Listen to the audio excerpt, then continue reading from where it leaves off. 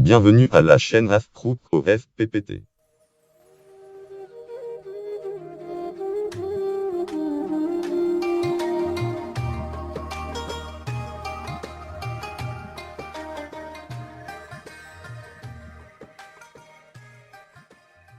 أهلا وسهلا بك إلى قناة أفروخ OFPPT.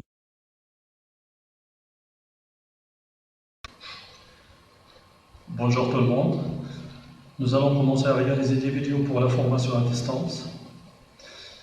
Voilà, la première ici, ça sera pour le bilan financier, bien évidemment au niveau du module diagnostic financier.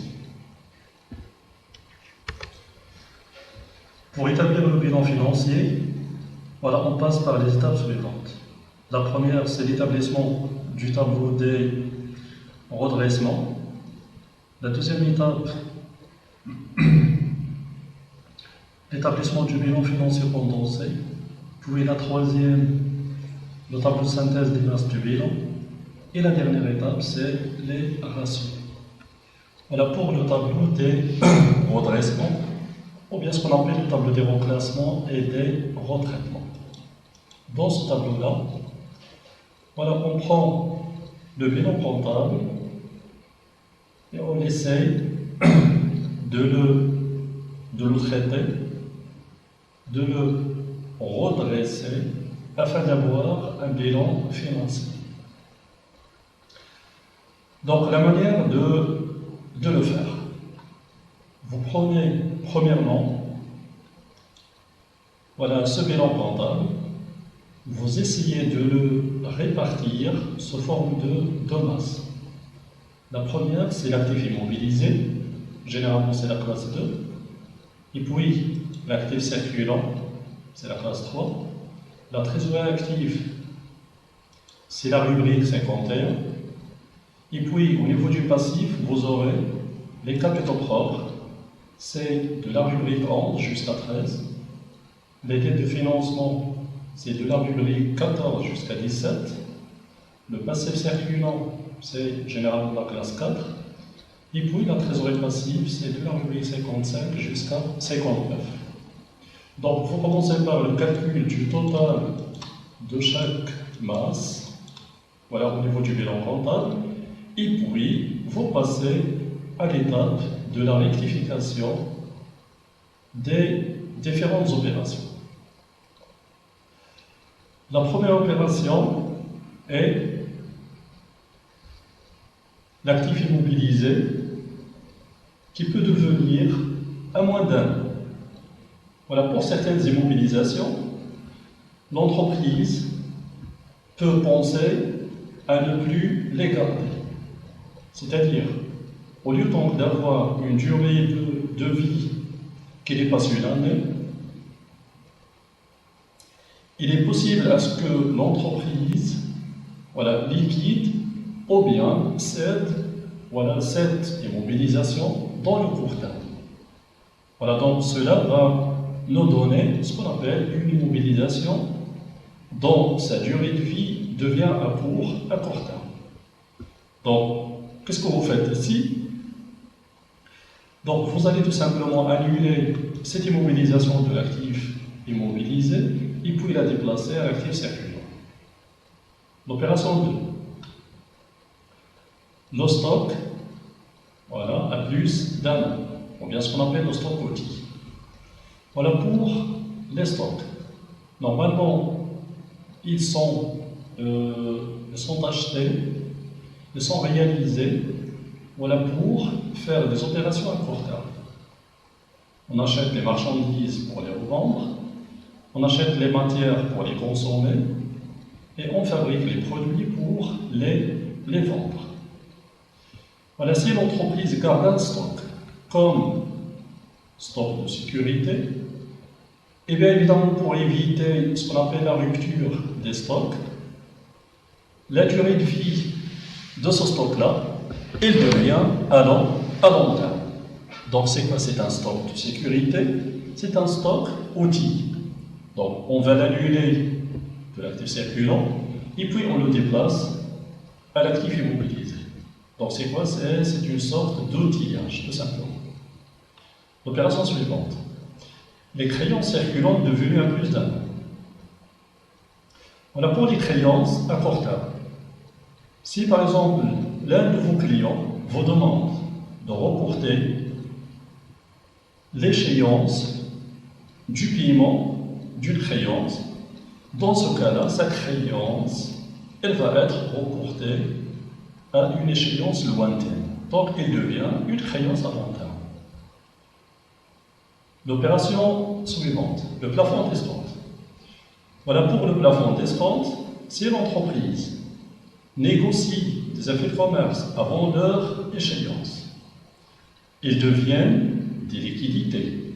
Donc, on les annule de l'actif circulant et on les transfère à la trésorerie active. Voilà pour cette même négociation. Il est possible à ce que la banque refuse la négociation de la totalité des effets de commerce. On dit que cette négociation est plafonnée. Donc, qu'est-ce qu'on va donc transférer à la trésorerie active? C'est seulement la valeur du plafond de l'escompte, ou bien de la négociation. L'opération suivante. Les TVP facilement cessibles. Voilà certains titres TVP peuvent être cédés dans quelques jours. On dit qu'ils sont facilement cessibles. Certains d'autres, ils sont difficilement cessibles. Donc, on ne va plus les rendre des liquidités. Au contraire, on va les considérer comme des immobilisations. Donc, ils sont une sorte de titre de participation. L'opération suivante, les dettes de financement à moins d'un an. Voilà pour les dettes. Si par exemple, vous demandez à votre fournisseur de payer avant une échéance à long terme, c'est-à-dire, au lieu donc de payer dans 2 ans, 3 ans, voilà, vous avez donc demandé à votre fournisseur de payer dans 6 mois, dans 7 mois. Donc l'échéance ici, elle n'est plus à long terme, elle devient à court terme.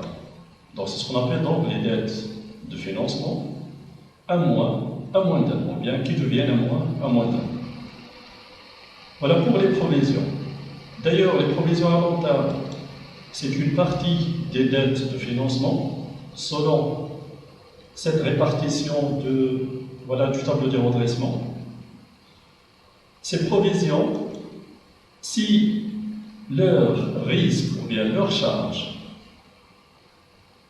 devient à court terme, la provision va être également à court terme. Donc, on va donc éliminer des dettes de financement et on va la déplacer au passif circulant. Le cas contraire, les dettes du passif circulant à plus d'un an.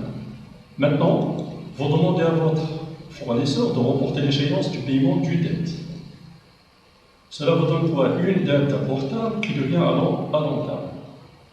Pour les provisions à court terme, c'est le même principe.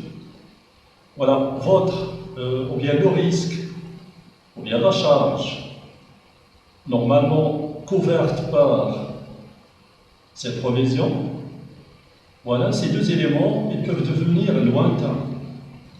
Ici, le risque ou la charge devient lointain, automatiquement, sa provision, elle va devenir également lointaine. Donc, on va remplacer cette valeur du passif circulant par une autre valeur des dettes de financement. Les dividendes à distribuer. Voilà, les dividendes, normalement, c'est une partie du résultat de l'entreprise. L'entreprise, elle va donc prendre une partie de son résultat et le donner à qui? Aux actionnaires de l'entreprise. Et c'est une dette provisoire. En attendant de quoi de la verser, ou bien de la virer réellement, oui, au compte de ses associés. L'impôt latent sur subvention d'investissement. Voilà, pour le financement des investissements, voilà, l'un des moyens, c'est la subvention d'investissement. À la fin de votre projet, ici, bien évidemment, il est achevé. Si ce projet-là donc est achevé, clair, donc vous aurez des gains, vous aurez des produits. Voilà, ce qui dit un produit dit quoi? Un résultat de plus. Et un résultat de plus impose à l'entreprise de payer, voilà, un impôt pour l'État. Donc, la partie de la subvention réalisée par l'entreprise va augmenter son résultat. De combien? De 100%. Clair? Mais une partie de 30%, la voilà donc, cette partie-là donc, il doit être payée comme un impôt. C'est pour cette raison, voilà, vous allez le remarquer ici, voilà, j'ai déplacé les 30% d'impôt à quoi? À la partie du passif circulaire. Et d'ailleurs, voilà, on travaille généralement sur 30%, car c'est quoi? C'est l'auto, oui, fréquemment utilisé par les entreprises. Bien ce qu'on appelle l'auto donc normal. Voilà, je passe aux provisions pour risques et charges, bien évidemment durables, qui deviennent sans objet. Ça veut dire quoi sans objet? Vous avez prévu normalement une charge ou bien un risque. Clair? À la date de cette charge-là, ou bien à l'échéance de cette charge, ou bien de ce risque, on remarque que, oui, ce risque, ou bien cette charge, elle ne vont plus, voilà, se réaliser. Et c'est pour cette raison, la provision associée à cette charge, ou bien à ce risque, doit être annulée. On dit quoi? C'est quoi? C'est une provision sans objet. Voilà pour le cas durable. Normalement, la provision, c'est quoi? C'est un élément d'idée de financement. Donc, on va l'annuler. C'est on l'annule, il devient un capital. Clair? Donc, si vous annulez la provision, au lieu donc d'avoir des dotations, on les annule par des reprises. Et la reprise, c'est quoi? C'est un produit. Donc, les produits vont augmenter. De quelle valeur? De la valeur de la reprise. Donc, les produits augmentent, automatiquement, les résultats vont augmenter. Clair? Ici, le résultat augmente, vous devez payer un impôt. Clair? Voilà, donc, on paye l'impôt de combien? De 30%. Voilà donc, je reprends l'opération. On a quoi? On a normalement des dettes de financement, on les a annulées, on les déplace à la partie capitaux propres. C'est quoi? C'est un résultat de plus, normalement. Clair? Mais nous devons payer 30% d'impôt. Et voilà donc, vous pouvez remarquer que les 30%, ils sont quoi? Ils sont affectés à la masse passive circulante. Je passe aux provisions momentanées. Pour les provisions momentanées, on aura le même traitement. Ici, vous avez une dette à court terme. Cette dette-là, ou bien cette provision, voilà, momentanée, dont son quoi? Oui, son objet n'est plus, elle va être annulée. Si on l'annule, on doit normalement la déplacer au capital propre. C'est un capital de plus pour l'entreprise. Mais ce capital de plus, c'est quoi? C'est autrement un produit. Et un produit de plus, c'est un résultat de plus. Donc, on doit payer un impôt. Cet impôt-là, il est caché. Clair? Donc, La somme totale, c'est 100% de la valeur de cette provision momentanée. Elle doit être normalement déplacée au capitaux propres, mais nous devons garder la partie des 30% au niveau de quoi? Au niveau du passif salarial. Donc, on déplace 100% à l'exception de 30%. Donc, 100 moins 30, ça donne combien?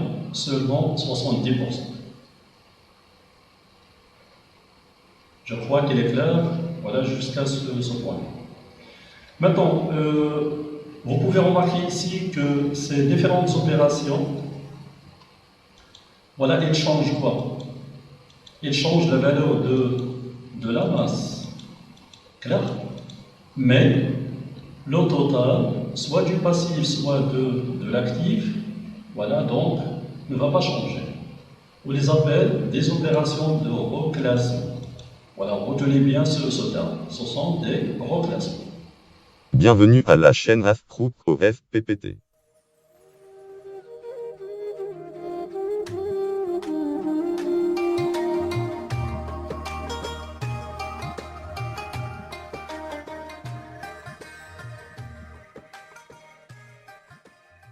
أهلا وسهلا بك إلى قناة أفرخ OFPPT.